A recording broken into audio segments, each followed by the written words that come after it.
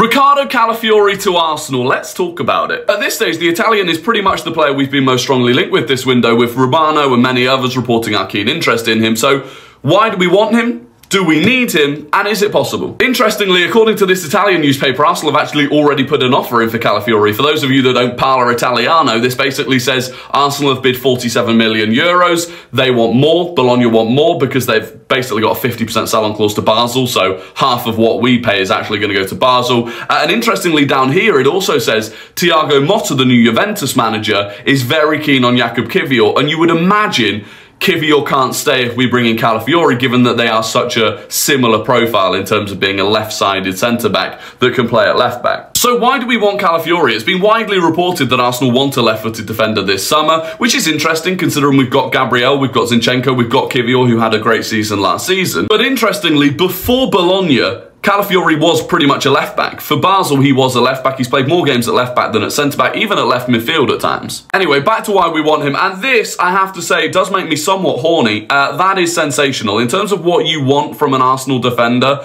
the high touches, the chance creation, it's outrageous. He's 6'2", only just turned 22 years old, scored 2 goals with 5 assists in 30 games in Serie A last season. If you come down to his stats, I mean, it is just absolute greenery. Absolute greenery. And those of you that follow the YouTube channel will understand I do bloody love greenery.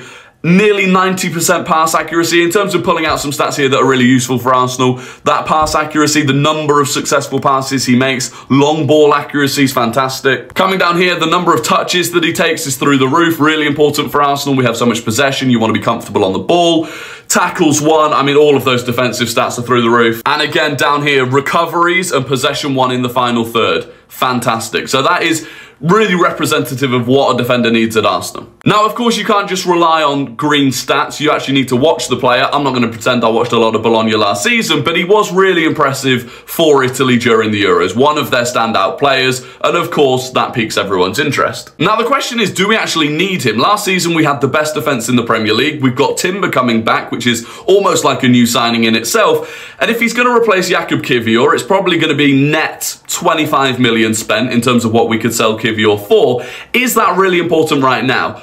It's not the most important for me. This is probably the 3rd or 4th most important signing that we need to make. But look, if Edu and Arteta are keen on it, then who am I to question it? But first, let's go to the news on Calafiori. According to Di Marzio, they've all reported on it. Di Marzio, Fabrizio, and all those guys. Arsenal on the trail of Riccardo Calafiori. Among clubs outside of Italy, Arsenal is the most concrete interest. That is according to Di Marzio. Di Marzio, the best in terms of Italian news, I'd say, with Fabrizio. And according to Fabrizio, Arsenal and Chelsea remain both interested in Riccardo Calafiori, as revealed last week. Both clubs have explored conditions of the deal, expensive as Basel will get almost 50% of the fee. Calafiori gave green light to Juventus, but Bologna preference is to sell abroad. And finally, this from .cm.com, Arsenal, especially in the last few hours, have entered the race for Calafiori, with the Premier League his most likely destination at the moment.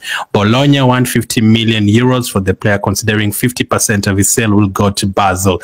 Now, Cozy, first of all, 50% to Basel is crazy to me. Like, we need that guy to come and help Edu to do those negotiations. 50%. Like, if you give them 50 million, they're going to get a clean 25%. That is absolutely crazy. Now, it seems like the Riccardo Calafiori deal is progressing. We're about to make a bid. But we also being linked to a player from Germany. Now, if that player is someone like a shorterback, that means Calafiori could be a small screen. But let's say we are wrong, it's not shorterback. What do you reckon? What do you think of the Calafiori developments? Do you think this one will move very quickly now?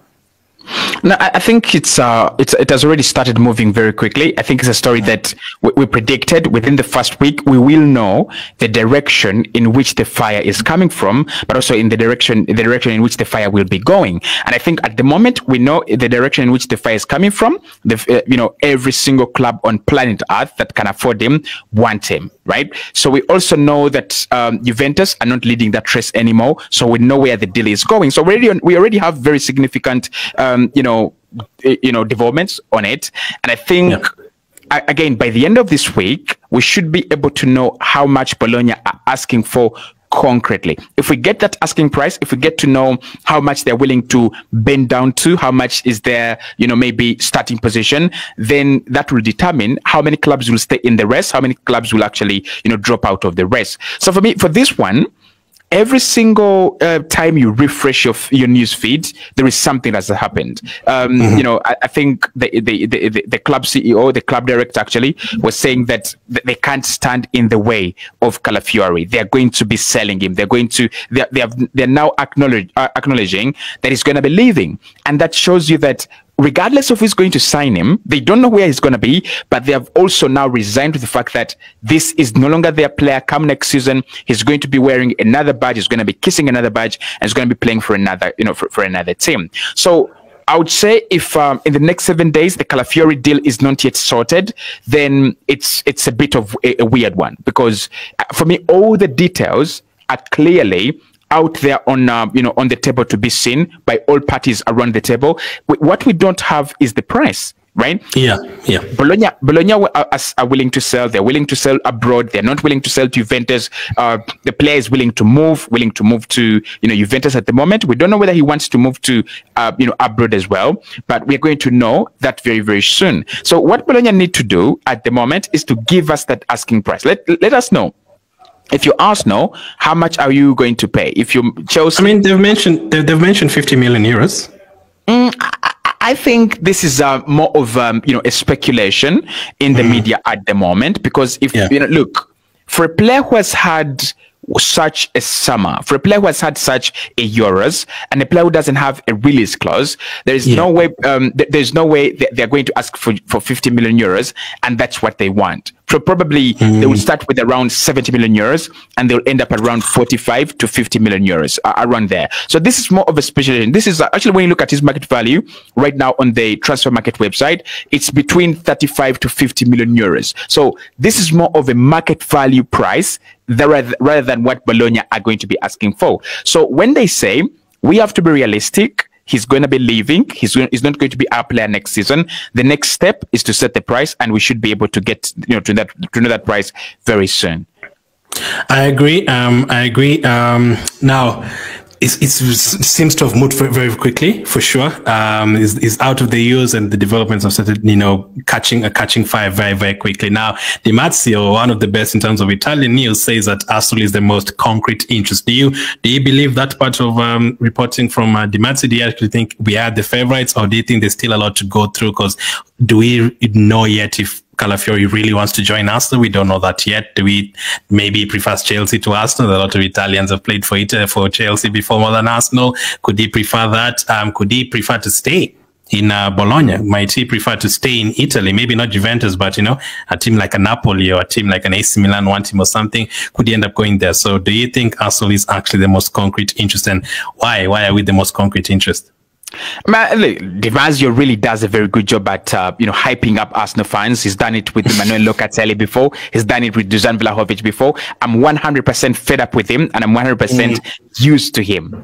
But when he says that Arsenal are the most concrete interest, or have the most concrete interest, I think it is in terms of clubs abroad. It is not in terms of the general landscape of the market. Because I have seen Leverkusen, I have seen Atletico Madrid, I have seen Chelsea. So a couple of clubs want him. But in terms of abroad, if he was to settle for a move abroad, Arsenal would have a very big advantage, a very big, say in whether we sign him or we actually let him go to another player. In terms of the general market, no. It's Juventus. I think they're the club that he wants to go to. They're the club that he's agreed a deal in principle with right in February, March, and that's not going to change. Now, of course, a deal in principle doesn't mean that he's committed to Juventus. We have seen Rafinha agree with Chelsea and then end up at Barcelona. So those deals really do happen. A player can agree to join you, but then because you don't have the money to pay,